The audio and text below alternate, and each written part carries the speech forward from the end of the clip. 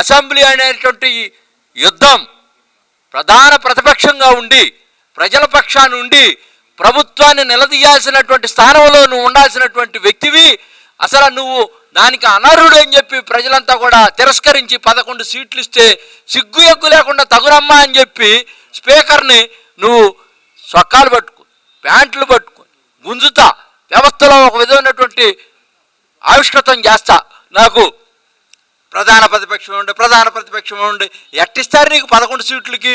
చట్టంలో లేని దాన్ని చట్టం నీ చేతిలో తీసుకుంటావా? అంబేద్కర్ గారు రాజ్యాంగాన్ని రచించి అందరినీ ముఖ్యమంత్రులు చేసే స్థాయికి, ఎమ్మెల్యేలు చేసే స్థాయికి తీసుకొచ్చినటువంటి నేపథ్యంలో, ప్రజా పరిపాలన జరుగుతున్నటువంటి నేపథ్యంలో నువ్వు ఏమిటి ఈ రోజున అంటే నీ చేతిలో తీసుకుంటావా రాజ్యాంగాన్ని? రాజ్యాంగంలో కొన్ని నిబంధనలు ఉన్నాయి.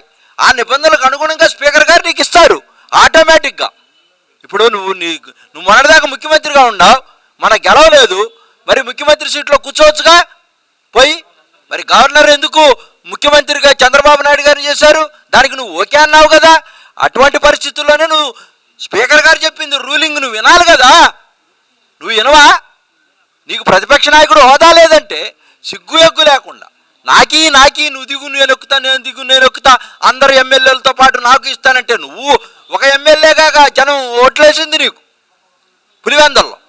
అందరు ఎమ్మెల్యేలకు 175 మందికి ఎంత టైం ఇస్తారు? నీకు అంత టైం ఇస్తారు. అంటే నీకు ప్రాధాన్యత లేదని చెప్పేశారు ప్రజలు, తెలుగు వాళ్ళు. అంటే నువ్వు సమస్యల పట్ల మాట్లాడట్లేదు, స్పందించట్లేదు, ముఖ్యమంత్రికి నువ్వు అనర్హుడివి, ప్రతిపక్ష నాయకుడికి కూడా నువ్వు అనర్హుడివి అని తేల్చేశారు. బట్ట బయలైపోయింది. ఇంకా నేను నువ్వు పరిపాలన చేస్తేనేమో 15 బడ్జెట్లు ఉంటాయా? అంటే నువ్వు పరిపాలన చేస్తే 15 బడ్జెట్లు ఉంటాయా? అంటే చంద్రబాబు నాయుడు గారు పరిపాలన చేస్తే 5 బడ్జెట్లు ఉంటాయా? ఎవరికి చెప్తారండి కోడిగుడ్ల మీద ఏకలు బిగుతావు? అసలు నువ్వు మాట్లాడేదానికి అర్థమేమన్నా ఉందా అసలు చెప్పండి. ఇక్కడ చిన్న పిల్లోడికి కూడా తెలుసు కదా, ఎవరు పరిపాలన చేసినా 5 ఏళ్ళు 5 బడ్జెట్లు ఉంటాయి. It's very clear. 2 బడ్జెట్లు అయిపోయినాయి అంటే 2 సంవత్సరాలు అయితే 2 బడ్జెట్లు కావా? అదే నువ్వేదో పెద్ద కనిపెట్టావా ఐన్స్టీన్ లాగా, వాస్కోడిగామా లాగా? పిచ్చోడువా మంచోడువా? ఇది కనిపెట్టడానికి నువ్వు ముఖ్యమంత్రి అవ్వాలా?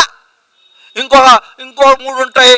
ఇంకో సంవత్సరాల తర్వాత నేను పాదయాత్ర చేస్తా. నువ్వు మోకాళ్ళ యాత్ర చేస్తే, పాదయాత్ర చేస్తే, పొర్రు దొండాలు పెడితే, దేకితే అసలు నీ మాట ఎవడింటారు? గతంలో చేసినంత కూడా నువ్వు హ్యాబిచువల్ క్రిమినల్స్ తయారు చేసావు కదా పాదయాత్రలో. ఇప్పుడు నువ్వు సాధించేది ఏంటంట? కొండంతో వెలుగును పట్టినట్టుగా.